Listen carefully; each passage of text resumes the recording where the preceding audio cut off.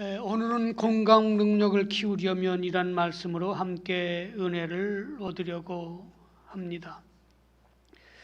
독일의 드베리만이라고 하는 가톨릭 신학자이고 심리학자는 사도 바울의 심리를 심층 분석하면서 사도 바울의 회심은 다마스커스로 가는 그 도상에서 이루어진 것이 아니라 오히려 집사 스데반의 순교 자리에 그가 증인으로 있었거든요, 사도 바울이.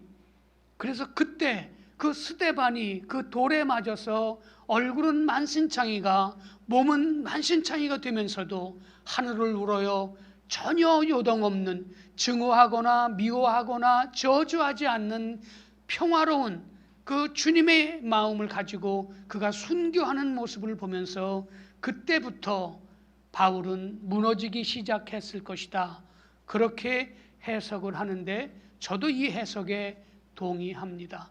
그저 한 사건, 그 초자연적인 사건에서 무너진 것이 아니라 그 초자연적인 사건이 일어나기 전에 이미 그 마음에, 견고한 마음에 균열이 일어나기 시작했을 것이다. 그래서 제일 먼저는 스데반을 통해서, 또 그가 다마스커스로 가면서 그들이 왜 목숨을 내놓고 죽음을 두려워하지 않고 신앙생활을 하는지 그는 곰곰이 생각하고 그 도전에 의해서 그 마음이 열리고 성령의 놀라운 견인을 받게 되었다고 보는 것이 옳은 해석일 것 같습니다. 오늘 우리가 함께 기뻐하고 함께 슬퍼하자고 하는 것은 이와 같은 예수님의 마음을 가지고 스데반처럼 그런 마음으로 변화되고 성숙된 삶을 살아가게 될 때에 믿지 않는 많은 이들, 또 아주 딱딱히 굳어있는 마음들 속에 주님의 복음의 씨가 떨어지는 역사가 일어날 것이니, 오늘 우리가 2021년은 그 예수님의 마음을 본받아 살자고 하는 목표를 세우게 된 것이지요. 신앙은 수직적 신앙이 있고 수평적인 신앙이 있습니다. 예수님은 두 가지를 분명히 말씀하셨지요. 온 마음을 다해서 하나님을 섬겨라, 네 이웃을 내 몸과 같이 사랑하라. 오늘 로마서 12장, 특별히 로마서는 이 수평적인 신앙에 대해서 우리에게 가르쳐주고 있습니다.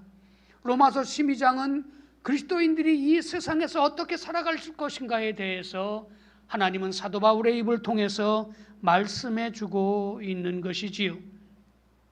여러분, 세상 사람들은 나를 미워하면 미움으로 되받아치고 나에게 불이익을 주면 나도 똑같이 그들에게 불이익을 주는 것이 자연적인 반응일 것입니다.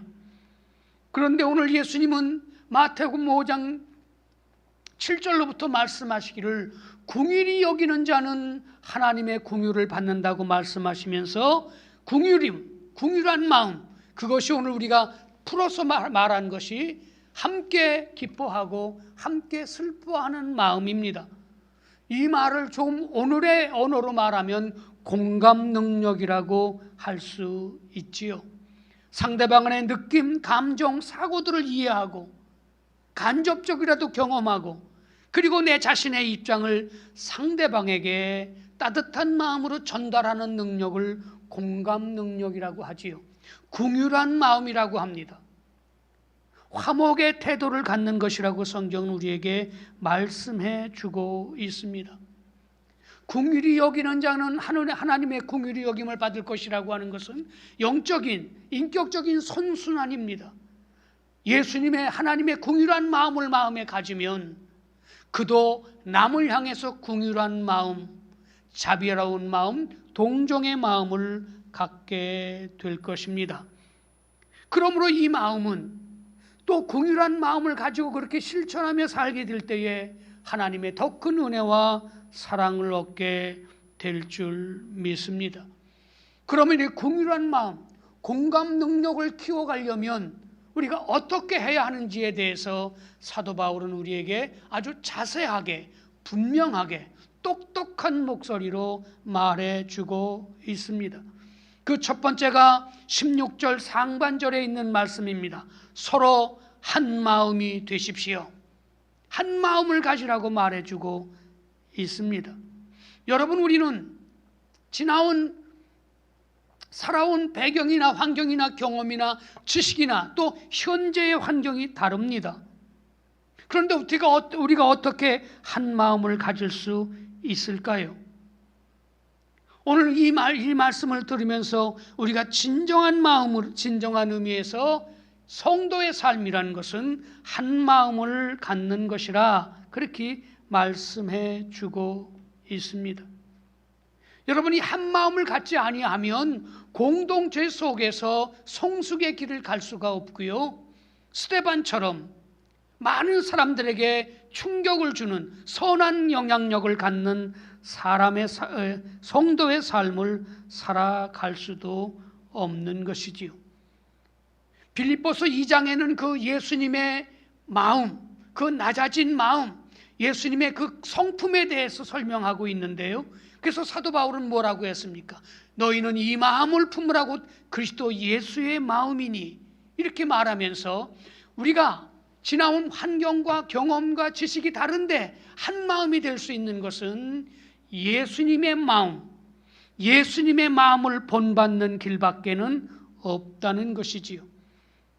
그래서 바울의 강력한 권고처럼 예수님의 마음을 우리 한 사람 한 사람 성도들이 가질 때에 우리는 한 지체가 되고 한 마음을 가질 수 있는 것이지요. 그러면 예수님의 마음을 다른 성경에서는 어떻게 말할까요? 이 빌립보서 2장에 있는 말씀을 오늘 쉬운 성경에서는 여러분은 예수님처럼 생각하고 행동하십시오, 그렇게 말해주고 있습니다. 한 마음을 갖는다는 것은 먼저 예수님처럼 생각하는 것입니다. 예수님이라면 이때 어떻게 판단하고 생각하셨을까? 어떻게 결정하셨을까? 어떻게 행동하셨을까? 내게 일어나는 감정대로, 내가 가지고 있는 지식을 바탕으로 판단하고 결정하고 행동하는 것이 아니라 예수님처럼 생각하고 행동하라고 하는 것이 빌립보서 2장 5절에 있는 예수님의 마음을 품은 자들의 삶의 태도라고 분명히 말해주고 있습니다. 모든 사람들은 가지고 있는 심성이 남보다 앞서려고 하고 높아지려고 하고 더 많이 가지려고 하고 더 많이 인정받으려고 하는 것이 사람의 모습입니다. 그런데 예수님은 하나님의 아들로서 가장 낮은 땅에, 가장 낮은 곳에, 그리고 가장 가난하고 고통받는 땅에 오셔서 우리를 섬기고 이 땅에 구원을 이루셨습니다. 그래서 그 예수님을 마음을 가질 때에 우리는 남을 섬길 수 있고, 그리고 공동체를 위해서 유익한 삶을 살아갈 수 있는 것이지요. 한 걸음 더 나아가서 우리 교회 공동체, 신앙 공동체 바깥에 있는 사람들을 향해서도 이 긍휼한 마음, 그 예수님의 마음을 가지고 우리가 함께 그들을 섬겨갈 수 있게 될 것입니다. 우리 서로 간의 인종이나 출생이나 계급이나 재산에 따라서 사람을 차별하는 것이 아니라 그 인격, 그 자체를 우리가 존중해가는 그것이 곧 서로 한 마음을 갖는 것이고, 이것은 곧 성령의 충만함이라고 말할 수 있습니다. 성령의 지배를 우리가 동시에 받아야 같은 마음을 가질 수 있습니다.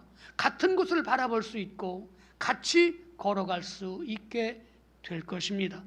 그래서 우리는 더 마음을 열고 더 낮은 마음으로 성령의 충만함, 성령의 지배를 받는 삶을 살기를 결정해야 합니다. 두 번째, 오늘 말씀을 통해서 공감의 능력을 키우는 두 번째 방법은 높은 데 마음을 두지 않는 것입니다. 오늘 공동번역에는 이 말씀을 이렇게 번역하고 있습니다. 오만한 생각을 버리고 천한 사람들과 사귀십시오. 여러분, 이렇게 오늘 이 높은 데 마음을 두지 말라는 말을 다른 각도에서 번역을 하고 있습니다. 인간관계에 있어서 가장 중요한 것은 나하고 너하고는 질적으로 다르다고 생각하는 것이지요. 그렇게 생각하는 것은 인간관계를 깨트리는 아주 중요한 잘못된 태도입니다. 그러나 정말 우리가 하나 될 수 있는 방법, 서로 섬길 수 있는 방법은 나는 너보다, 당신은 나보다 낫다. 그렇게 생각할 때에 우리는 섬겨갈 수 있습니다. 예수님은 한 번도 높은 데 마음을 두시지 않았습니다. 예수님은 한 번도 자기의 주장을 그렇게 고집하지 않으신 것을 볼 수 있습니다. 그러면 어떻게 높은 자리에서 내려올 수 있을까요? 예수님 앞에 정직하게 서는 것입니다. 주님의 거룩한 인격 앞에 정직하게 서게 될 때에 나의 진면목을 보게 될 것이고, 우리는 자연히 낮아질 수 있게 될 것이고, 낮아지면 낮은 곳에 있는 사람들이 보이게 될 것이지요. 그러므로 저와 여러분이 말씀 앞에, 말씀의 거울 앞에, 말씀의 기준 앞에 내 자신이 정직하게 서는 훈련을 하게 될 때에 우리는 내가 얼마나 무가치한 존재인가를 알게 될 것입니다. 여러분, 그런 경험을 우리가 아주 선명하게 할 수 있는 한 방법이 있습니다. 금식을 해보면 나라는 것이, 인간이라는 것이 얼마나 천박한지를 알게 됩니다. 금식도 먹을 것이 없어서 그런 금식이 아니라 작정을 하고 금식을 하면서도 3일, 4일, 5일이 지나가면은요, 온통 머리에 먹을 생각밖에 차오르지 않습니다.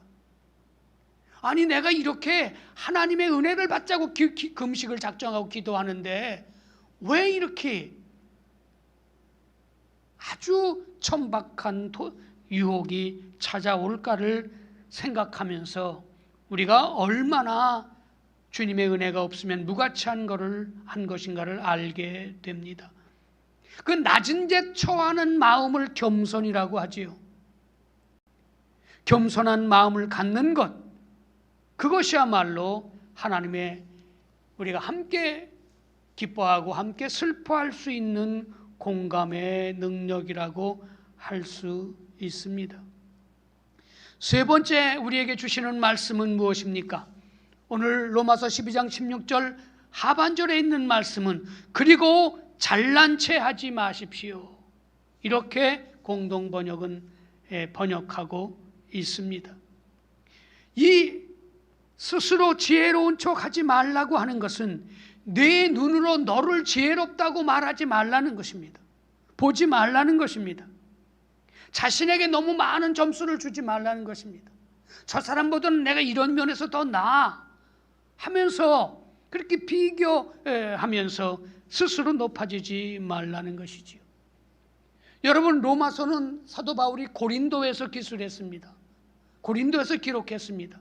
그런데 고린도의 슬로건 중에 하나는 그러나 우리는 지혜롭다. 그것이 고린도 도시의 슬로건 중에 하나였다고 합니다.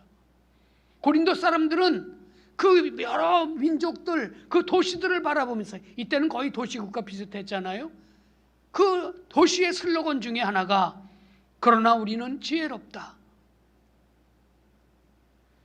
그런 슬로건을 가지고 살아가고 있는 고린도에서 이 말씀을 기록하면서 정말 하나님 앞에 그런 지혜로운, 높아진 마음이 아니라, 그렇게 오만한 마음이 아니라, 잘난 체하는 마음이 아니라 낮아진 마음을 가지라고 말씀해 주고 있습니다.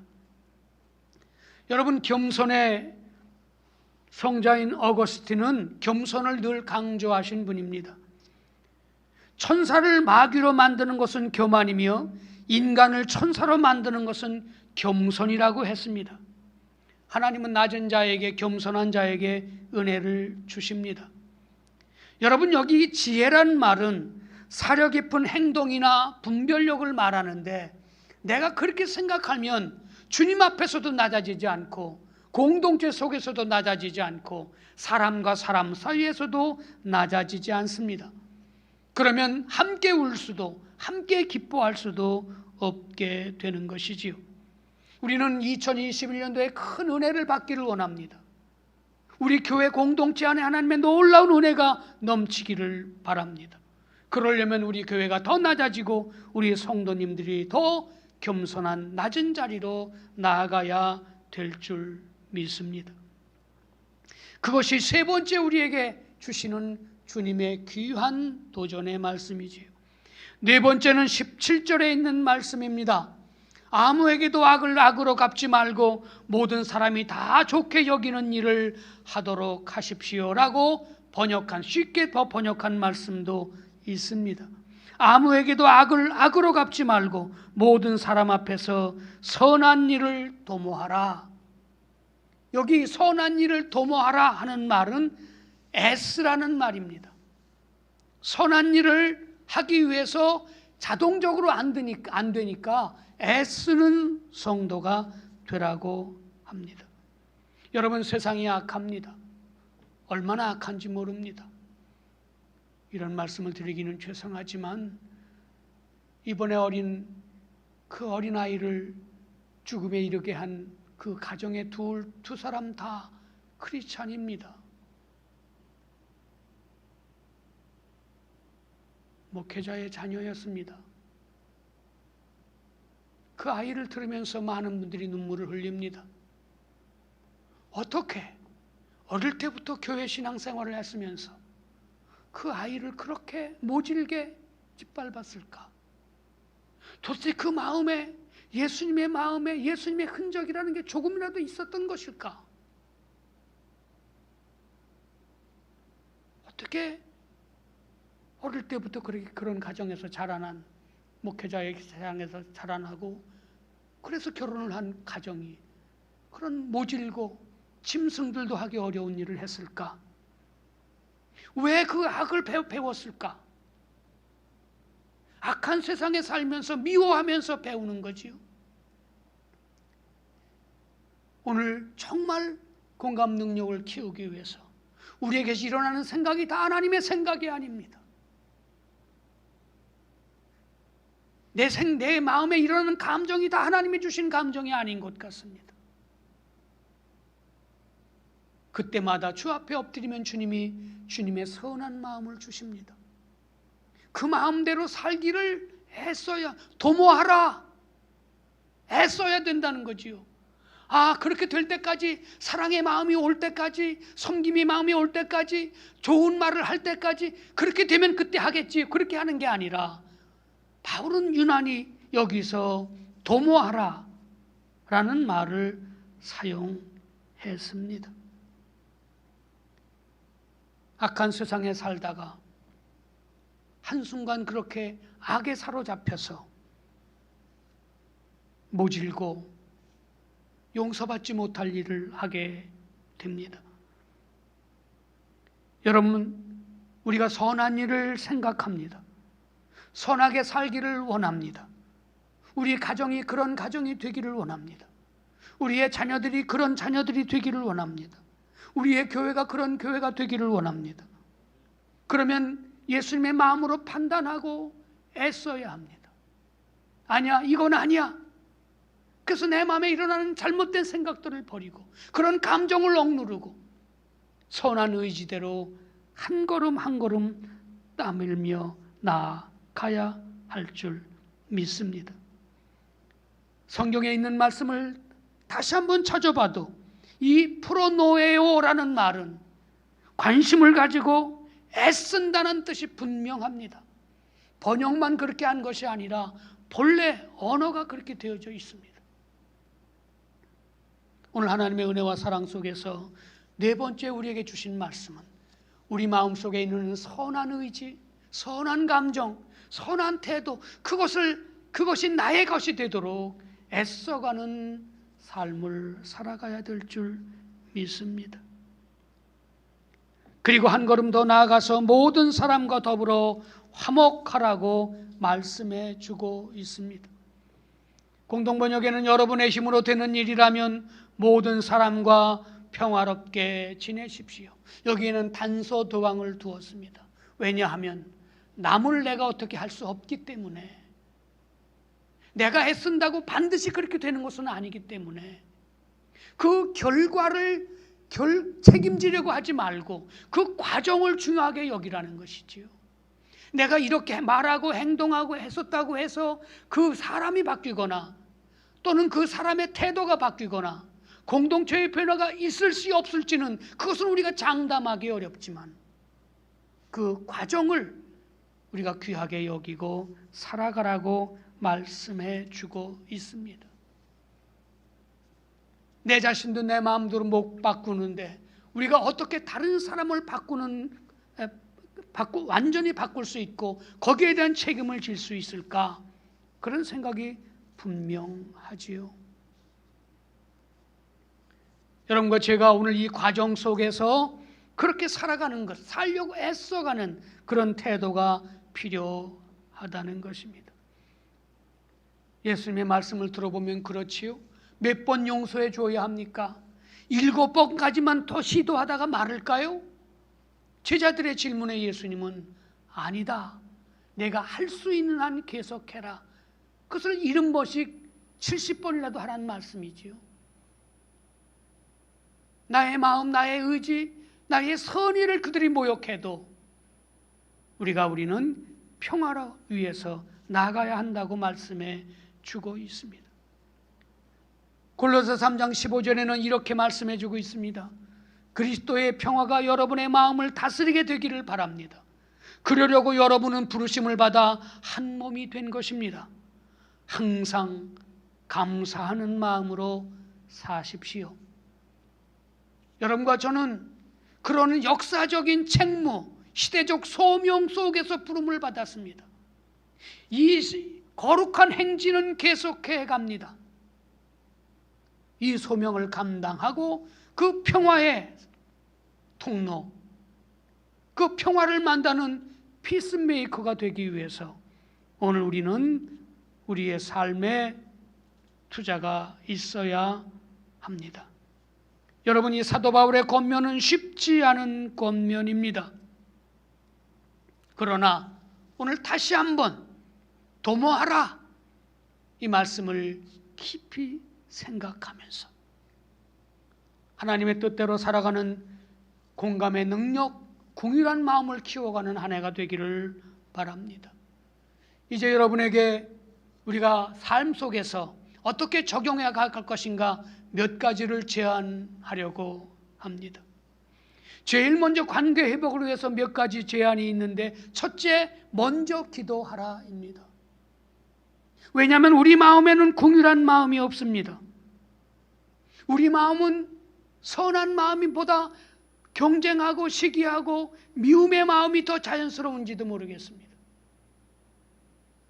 그래서 먼저 하나님께 기도하게, 이 문제를 놓고 하나님께 기도하고 사람을 놓고 기도하게 될 때에 하나님께서 우리에게 성령의 은혜로 예수님의 마음을 부어주시게 될 것이고, 그래서 우리가 주님의 눈으로 보고 그리고 사랑으로 접근할 수 있게 될 것입니다. 여러분, 우리는 그저 인간의 어떤 기술이나 어떤 방법을 더 찾을 것보다 먼저 기도하는 기도의 마음을 가지고 주 앞에 나아갈 때에 우리의 형제들, 자녀들, 성도들, 그리고 이웃, 이 시대를 놓고 주님 앞에 먼저 기도하는 성도가 되어야 진정한 의미의 평화의 사도가 될 수 있습니다. 두 번째가 그 기도한 후에 그것으로 끝나지 말고 적극적으로 다가가야 합니다. 하나님의 은혜와 사랑 속에서 오늘 예수님은 산상수훈에서 뭐라고 말씀하십니까? 너희가 하나님께 예배하다가 내가 상처를 주고로 고통받는 사람이 생각나거든 먼저 가서 화해하고 오너라 하고 아주 적극적으로 이 문제를 다루고 계십니다. 그래서 우리가 먼저 다가가야 합니다. 우리는 그런 기회가 있기를 바라지요. 또 그런 다짐을 하면서도 자꾸 멈칫거리고 생각은 또 하나님의 주신 마음은 가지면서도 우리가 행동을 잘 못합니다. 자존심이 상할 것 같기도 하고 거절당할 것 같은 두려움도 있고 하지요. 두 번째, 분명히 이 말씀을 통해서 우리에게 먼저 다가가라.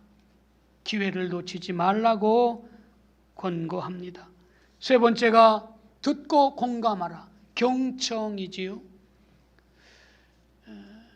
제가 이제 그 지도자들에게 늘 또 저한테도 이렇게 다짐하는 말이, 대화를 할 때에, 상담을 할 때에 정답을 주려고 하지 말아라.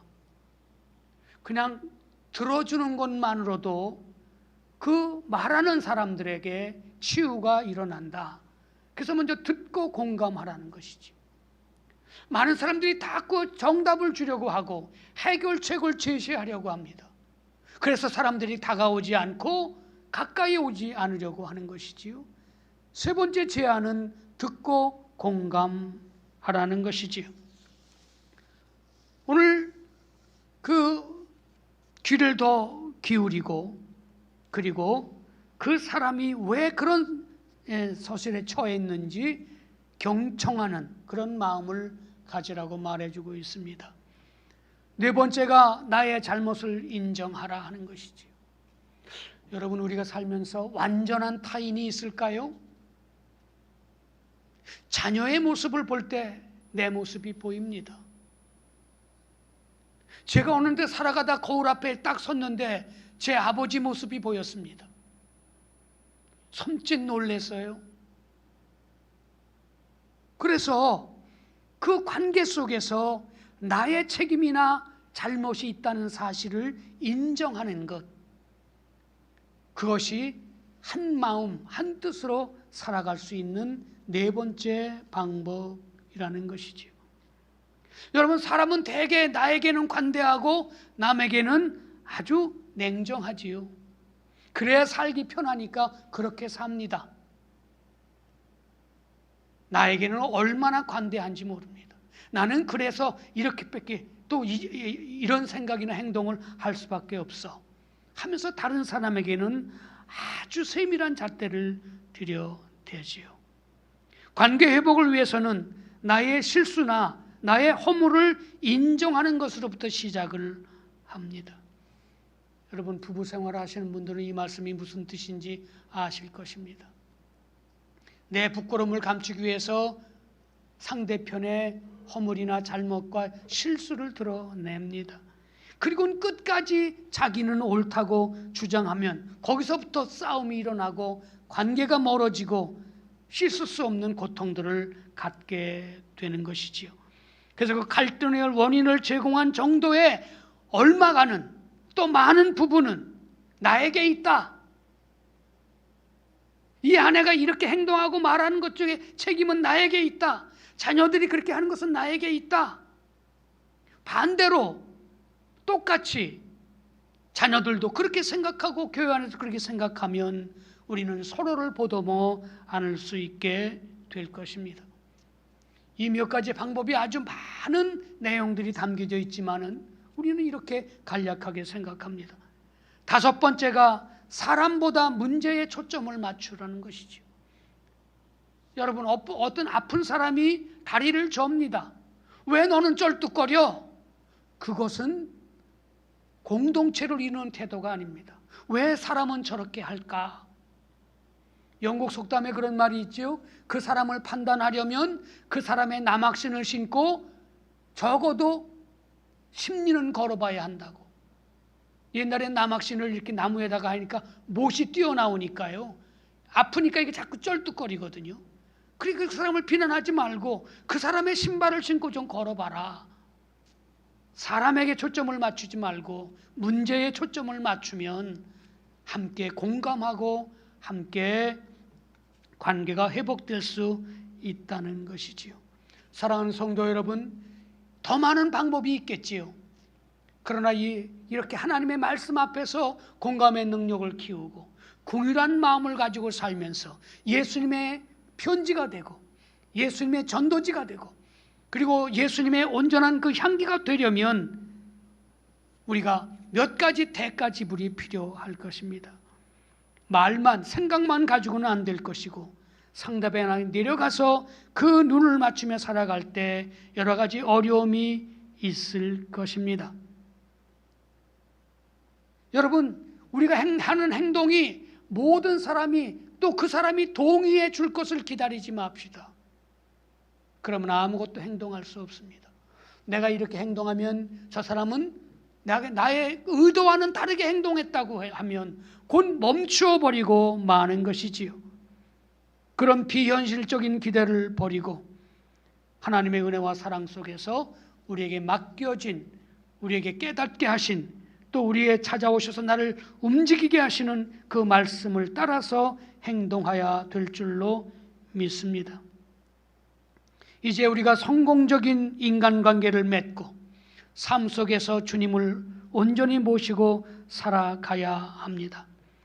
하나님의 주신 이 귀한 말씀을 잊지 마시고 오늘 말씀은 우리에게 주시는 교훈의 말씀을 마음에 새기고 그리고 주님과 함께 보람 있고 의미 있고 가치 있는 한 해를 살아냅시다.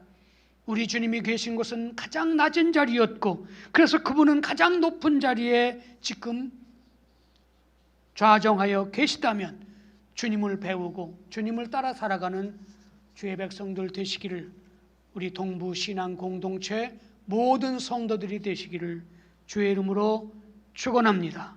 기도하겠습니다.